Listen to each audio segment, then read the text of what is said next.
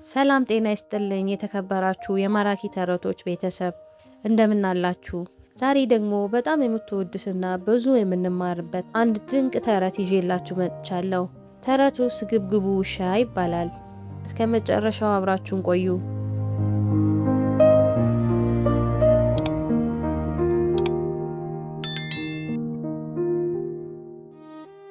በአንድ ውብ መንደር ውስጥ ሮኪ የሚባል በጣም ጎበዝ ግን ደግሞ ሁልጊዜ የሚራብ ውሻ ነበር። ሮኪ ቀኑን ሙሉ ምግብ ፍለጋ መንደሩን ያስሳል። አንድ ቀን ግን እድል ቀንታው በአንድ ትልቅ ቤት ደጃፍ ላይ ማንም ያልነካው በጣም ትልቅና የሚጣፍጥ ስጋ ያለው አጥንት አገኘ።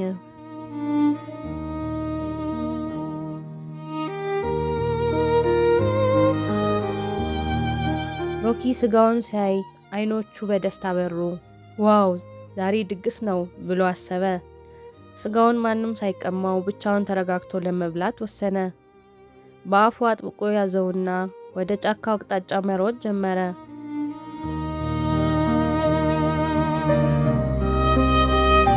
በጉዞው ላይ ወፎች ሲዘምሩ፣ ሮኪ ግን ስጋውን እንዳይወድቅበት በጥንቃቄ እየተራመደ ነበር። ጫካ ውስጥ ሲደርስ አንድ ወንዝ ላይ ደረሰ። ወንዙ ላይ በቆመው አሮጌ ድልድይ ላይ ለመሻገር ጀመረ። ሮኪ ድልድዩን መሃል ላይ ደርሶ ሳለ በአጋጣሚ ወደ ታች ተመለከተ። በውሃው ውስጥ ሌላ ውሻ አየ። ያ ውሻው ልክ እንደ ራሱ ትልቅ ስጋ በአፉ ይዞ ነበር። ሮኪ ቆም ብሎ አሰበ።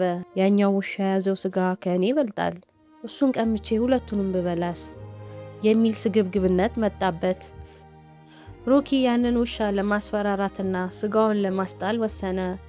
አፉን በትልቁ ከፍቶ ሲጮህ በአፉ የነበረውን እውነተኛ ስጋ ተንሸራርቶ ውሃ ውስጥ ገባ።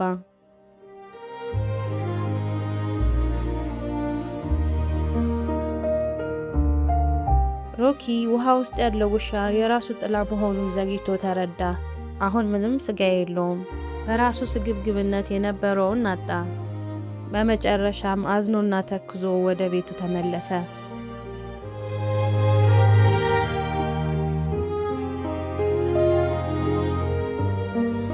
እንግዲህ ልጆች ከዚህ ተረት የምንማረው ሮኪ የነበረውን ስጋ የጣለው ስግብግብ በመሆኑ ነው። በእጃችን ያለው ነገር አመስግነን ከመጠቀም ይልቅ የሌሎችን ለመመኘት ከሞከርን ያለችንን እናጣለን። ስለዚህ ሁልጊዜ ባለን ነገር መርካትና ካለን ላይ ለሌሎች ለማካፈልን መልመድ አለብን። ይህ ተረት ከወደዳችሁት ላይክ ማድረጉን አትርሱ። ለጓደኞቻችሁም ሼር አድርጉላቸው። ለቻናላችን አዲስ የሆናችሁ ደግሞ ሌሎች ተረቶች እንዲደርሳችሁ ሰብስክራይብ አድርጉ።